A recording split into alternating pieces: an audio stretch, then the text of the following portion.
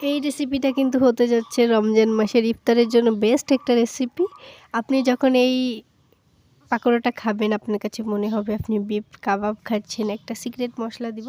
তো হ্যালো সবাইকে, সবার কী অবস্থা, সবাই কেমন আছেন? সবাইকে চলুন আপনাদের সাথে শেয়ার করি সেই বিখ্যাত পাতাকপির রেসিপিটা। তো এখানে নিয়েছি আমি হচ্ছে পেঁয়াজ কুচি, কাঁচামরিচ কুচি, আর এখানে দিয়ে দিচ্ছি পাতাকপি কুচি, নিয়ে একসাথে একটা বলে রেখে দিয়েছি। এখন একটু হলুদ আর একটু লবণ দিয়ে নিলাম। আর এখানে দিয়ে নিচ্ছি একটু হচ্ছে আটা আর হচ্ছে চালের গুঁড়া।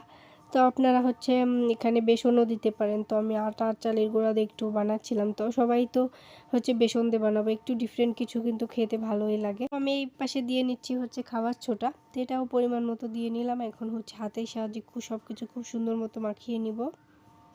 প্রথমে আমি শুকনাই মাখাবো, মানে হাতের সাহায্যে যতটুকু আমি মাখাইতে পারি। এখন হচ্ছে আমি আর একটু হলুদ দিয়ে নিচ্ছিলাম, মনে হচ্ছিল কালার আসতেছিল না, এই কারণে আর একটু হলুদ দিচ্ছিলাম। তো এখন হচ্ছে হাতের সাহায্যে খুব সুন্দর মতো হচ্ছে মাখিয়ে নিব যতটা মানে পারি।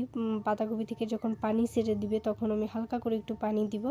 পানি ভাবতেছিলাম দিব না, তারপর দেখলাম পানি না দিলে হচ্ছে ঝুরঝুরা হয়ে যাচ্ছে, এই কারণে একটু হালকা করে একটু পানি দিয়ে নিলাম। এখানে হচ্ছে আপনি যতটা সুন্দর করে মাখাবেন ততটাই কিন্তু মানে পাকোড়াটা খেতে বেশি মজা লাগবে, এই আর কি। এখন হচ্ছে আমি যে একটু দিয়ে নিচ্ছি, কি বলেন তো, এটা হচ্ছে বিফ কাবাব মশলা। কাবাব খাওয়ার সময় কিন্তু একটা আলাদা একটা এইটা দিলে কি ওইটার জন্যই কিন্তু কাবাবটা বেশি ফেমাস, বেশি ভালো লাগে।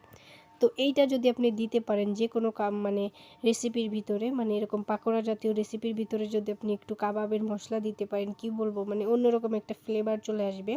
সব কিছুতে একটু ডিফারেন্ট কিছু খাইতে কিন্তু ভালোই লাগে। এখন আমি হচ্ছে হালকা করে একটু পানি দিয়ে দিব, বেশি দেওয়ার দরকার নেই, মানে হালকা করে একটু পানি দিয়ে এখন খুব সুন্দর মতো সময় নিয়ে একটু মাখিয়ে নিব।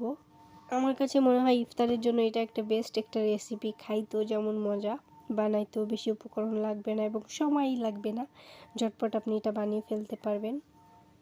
দেরি করব না, এখন চলে যাব কাবাবগুলো ভাজার জন্য। তো এখানে আমি হচ্ছে কড়াইয়ে তেল দিয়ে নিয়েছি। এখন হচ্ছে কাবাবগুলো ভেজে নিব। এত সুন্দর একটা কালার আসছিল, কি বলবো, দেখে মানে শুধু মন চাচ্ছিল দেখি, খাওয়া তো খাবো, মন চাচ্ছিল শুধু দেখি। তো এই যে উল্টে পাল্টে ভেজে নিচ্ছিলাম। এবার দেখেন চমলক্ষ কালারটা দেখলে বুঝতে পারবেন কতটা সুন্দর হয়েছে। তো আমি এখানে কিছু না, আমি আগে খেয়ে দেখতেছিলাম কেমন হয়েছে। তো বানানোর আগেই খাওয়া শেষে এরকম একটা অবস্থা। আর এটা খাওয়ার পর আমার শ্বশুর যা বললো এটার জন্য তো মোটেই প্রস্তুত ছিলাম না। এটা খেয়ে আমার শ্বশুর বলতেছিল আর কি নেই, মানে আর আছে নাকি, এরকম, মানে সে আরও খেতে চায়, বলতেছিল যে মন চাচ্ছে শুধুই খাই আর খাই, এত একই দিশোর ভিতরে এরকম আমার কাছে জিগাচ্ছিল।